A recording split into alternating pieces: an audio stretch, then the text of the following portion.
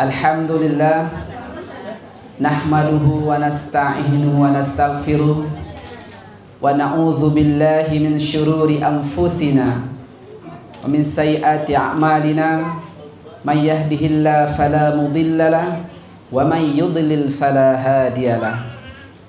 Allahumma salli wa sallim ala nabiyyina Muhammad sallallahu alaihi wasallam. Yang kami muliakan Kepala L2 Dikti Bapak Profesor Dr. Saiful Anwar Matondang, semoga Allah berkahi. Kemudian kepada Pak Ahmad Subhan SE, Bapak Ibu yang hadir pada sore menjelang berbuka ini. A'udzu billahi minasyaitonir rajim. Bismillahirrahmanirrahim. Man kana yarju liqa Allah fa inna ajalallahi la'at wa huwas samiul alim. Ayat ini terdapat di dalam surah Al-Ankabut, surah ke-29 pada ayat kelima.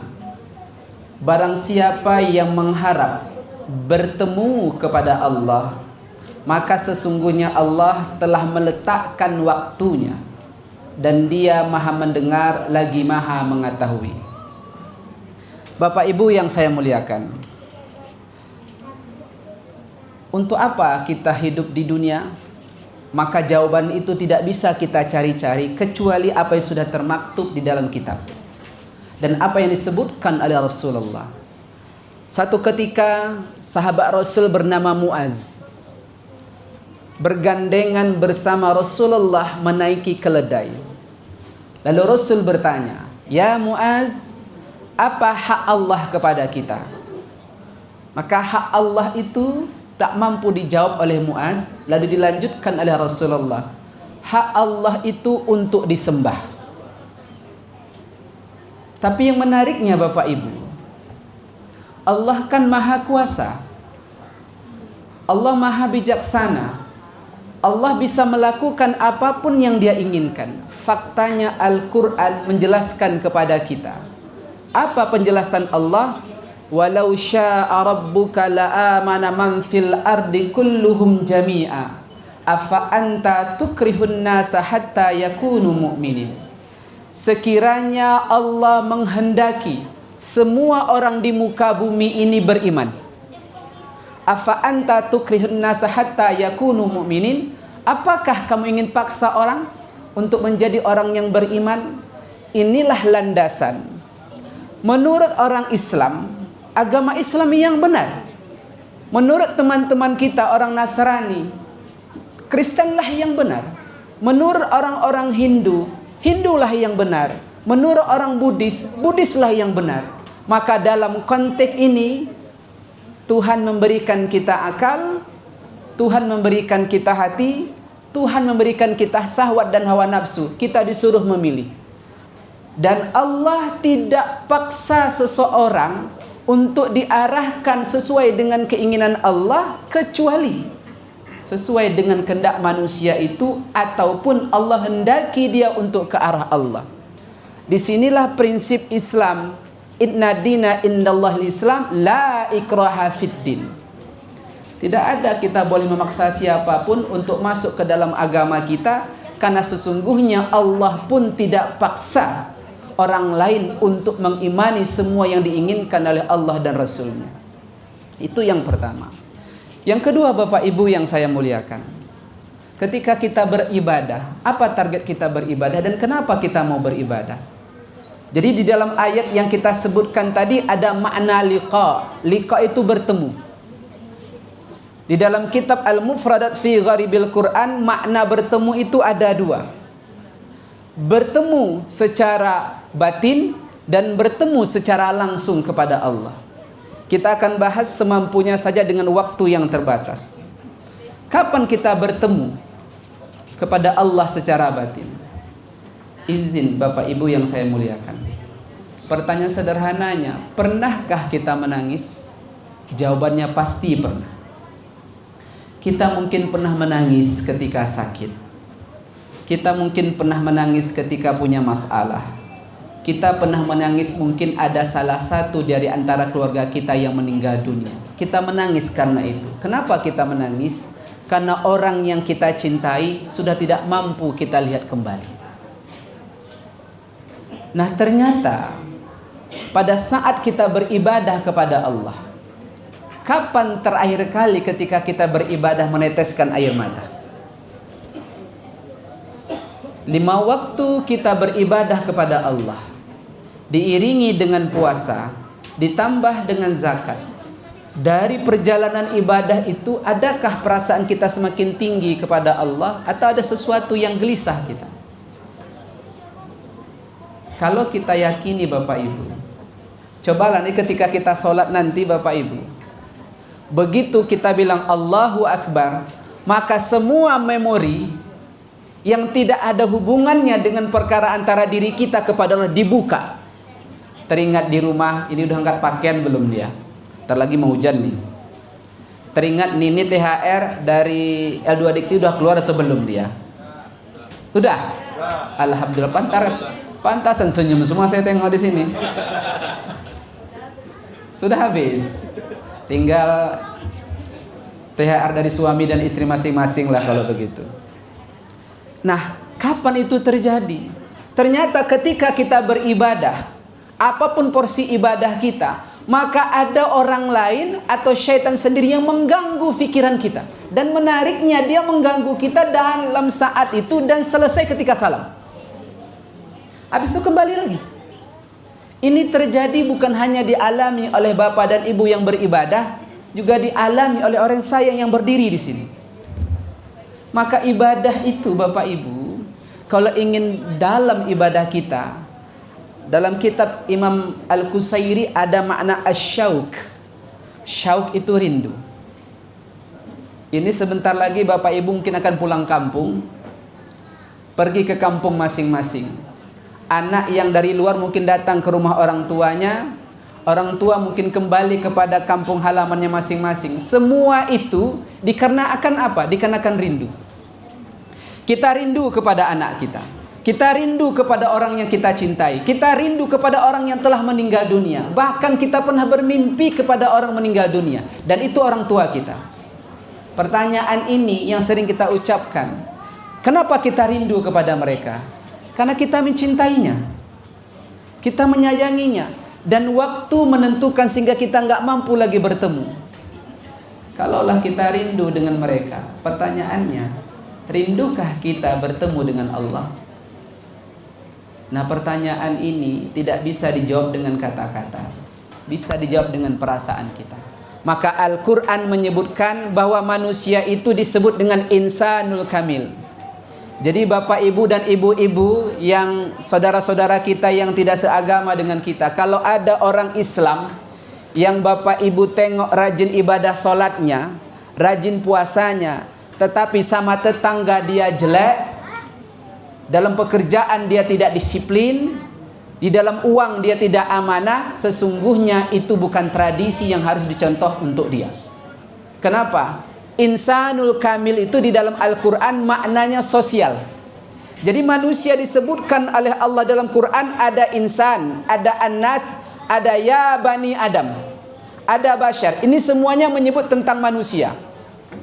Ada satu nama panggilan untuk manusia namanya insan. Insan itu maknanya sosial. Jadi seseorang yang beriman kepada Allah, kepada Tuhannya dalam konsep Islam, kalau ada tetangganya lapar, dia tidak mau bantu, dia belum insanul kamil. Kalau dia punya keluarga dan keluarganya diabaikan oleh dia, sementara dia mampu menolongnya, malamnya dia bangun untuk sholat malam, 5 waktu dia kerjakan, baca Quran dia lakukan, tapi keluarganya dia tinggalkan, sesungguhnya dia tidak insanul kamil. Yang menariknya begini Bapak Ibu, ini kan kita punya hukum fikih ya tentang puasa. Bagi ibu-ibu yang umpamakan puasa ternyata nggak mampu lagi puasa, kita bayar apa? Fidyah. Nah, bayar fidyah itu pengganti puasa. Yang menariknya adalah puasa itu hubungan vertikal antara diri kita kepada Allah. Kita sedang lapar, kita puasa, tetangga kita nggak akan lapar kecuali ikut puasa juga. Tetapi ketika kita nggak mampu puasa, kita disuruh bayar fidyah, dan fidyahnya itu untuk fakir miskin, untuk orang. Menariknya adalah hubungan vertikal tidak kita lakukan bisa diganti dengan hubungan horizontal.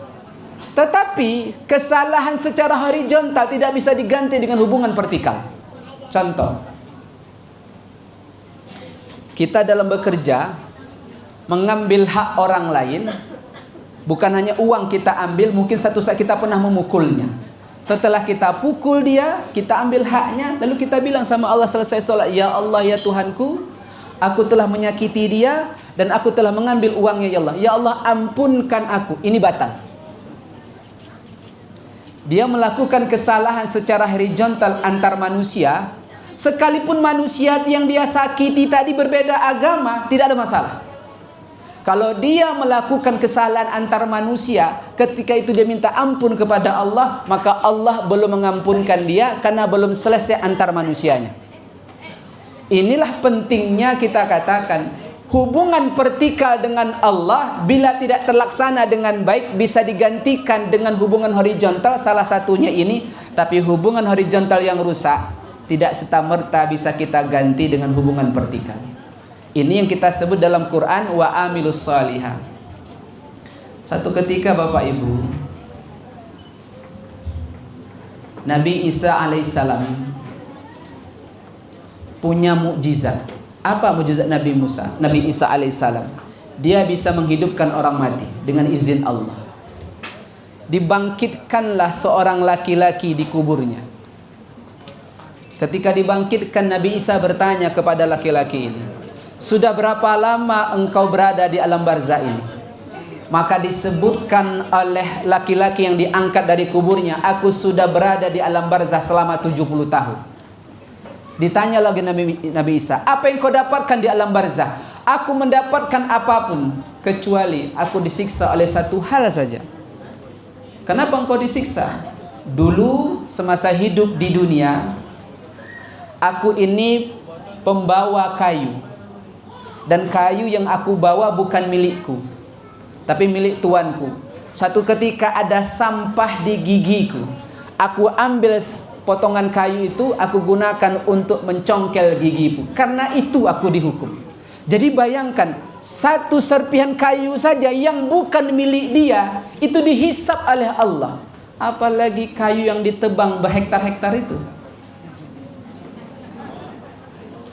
Serpihan kayu saja jadi masalah, apalagi puluhan kubik kayu yang ditebang tanpa status yang jelas. Maka ibu bapak yang saya muliakan, sebelum saya tutup cerita ini, karena tadi ada wasiat dari sang protokol, 15 menit Pak katanya, kita mau berbuka. 4 hari yang lalu Bapak Ibu, datang seorang profesor ke kantor saya. Apa yang dia ceritakan? Dia itu punya penyakit bengkak di belakang telinga, seperti bisul. Lalu dioperasilah ke rumah sakit. Selama beberapa waktu berikutnya muncul bengkak satu lagi, bendol seperti bisul. Akhirnya dibawa ke spesialis.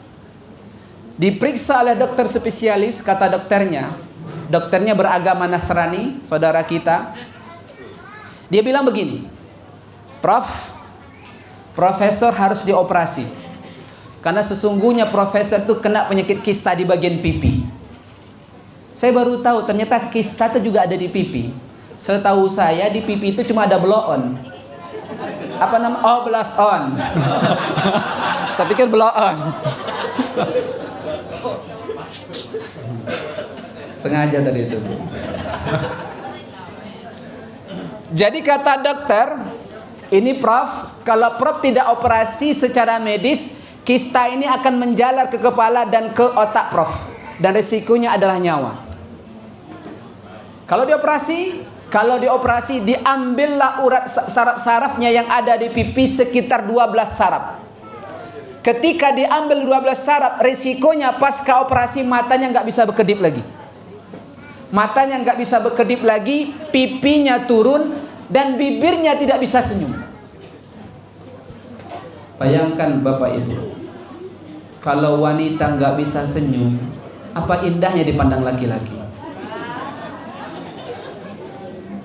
gak ada indahnya. Makanya kami tadi cerita sama Pak Ahmad, wanita-wanita ini harus kita hibur juga. Iya, saya bilang, kalau enggak kita hibur merepet ya di rumah dia. Konon kabarnya Bu, perempuan yang suka merepet tuh bisa dilihat dari bibirnya. Kalau bibir dagingnya tebal, itu payah merepet karena berat. Kalau tipis, itu cepat merepetnya. Ini penelitian yang tidak bisa dipertanggungjawabkan. Kita kembali kepada cerita tadi. Lalu kalau ini diangkat Pak, dioperasi katanya, saraf Bapak di pipi akan diambil 12 saraf. Kemudian mata Bapak efeknya nggak bisa lagi berkedip, dan mulut Bapak tidak bisa lagi senyum, dan turun pipinya. Dia tanya sama istrinya. Kenapa ditanya sama istri? Karena istrilah orang yang selalu melihat wajahnya. Tentu harus minta persetujuan. Inilah bagus sang suami tadi. Apa kata sang istri sama dokter? Udahlah dokter, yang penting suamiku sembuh. Memang luar biasa istri seperti ini. Dan nampaknya karakter istri seperti ini semuanya ada di sini. Kalau iya, dioperasilah, dibuka kulit kulit wajahnya sampai setengah dibuka. Beberapa jam pasca operasi dibalut wajahnya. Yang nampak cuma mata sama hidung dan mulut saja. Hari pertama banyak yang datang, murid-murid dia, mahasiswa dia, alumni dia, bimbingan dia, dan orang-orang yang pernah diujinya. Pada saat hari pertama sang dokter tadi memperhatikan lekat-lekat terkait tentang wajah si pasien tadi. Penasaran si pasien, kenapa sang dokter begitu lekat memandang wajahnya? Hari kedua begitu juga, hari ketiga begitu juga. Karena penasaran ditanya, dokter, kenapa dokter memandangku begitu penuh saksama? Apa sebenarnya yang terjadi? Aku heran sama bapak katanya. Heran kenapa? Saraf bapak telah saya ambil 12. Harusnya secara medis ketika sudah diambil sarafnya kan tidak ada saraf lagi. Tapi kok bisa matanya berkedip? Kok bisa pipinya tidak turun? Kok bisa bibirnya masih bisa senyum dan tertawa? Apa kata sang profesor? Ini mungkin doa dari murid-muridku. Ini mungkin doa dari para mahasiswaku. Dan mungkin juga dari orang-orang yang pernah aku bantu. Selidik punya selidik ketika saya ketemu dengan mahasiswa dan para yang diuji. Bapak ini tidak ada masalah. Bila ada di hadapan dia 100% full dia akan bantu dengan cara apapun selama itu benar. Dia mudahkan semua. Secara medis nggak masuk akal, faktanya terjadi. Dan itu disampaikan langsung oleh pasien itu kepada saya. Disitulah kita yakin ternyata orang yang memudahkan orang lain, maka Allah mudahkan dia. Termasuk saya juga dimudahkan oleh L2 Dikti. Karena prop saya dari sini juga. Maka Bapak Ibu yang saya muliakan, perjalanan dunia ini itu tidak bisa kita nikmati sendiri saja berhubungan dengan Allah. Lihat siapa yang bisa kita tolong. Karena prinsip agama ini adalah prinsip human, prinsip antar manusia. Ketika kita berinteraksi dengan siapapun, upayakan rasa cinta itu timbul bukan karena dia anak kita. Allah yang menyuruh kita untuk mencintai dia. Karena ada juga orang tua tidak mencintai anaknya. Tapi kalau Allah yang sudah menjadi garda kita, Tuhan yang menjadi utama kita, siapapun yang ada di depan kita, cinta itu tidak mandang suku, tidak mandang agama, tidak mandang apapun. Jangan sampai nanti kita jalan raya, kita tengok ada orang terjatuh, gak ada siapapun kecuali kita. Kita tanya, Pak izin, saya mau bantu Bapak. Tolong dulu Pak, tunjukkan dulu KTP-nya. Bapak agamanya apa? Nggak mungkin kita tanya seperti itu. Kenapa? Karena dia makhluk Tuhan juga. Nah makhluk Tuhan ini dalam pandangan manusia, dalam pandangan Tuhan itu sama. Siapa pun kita bantu.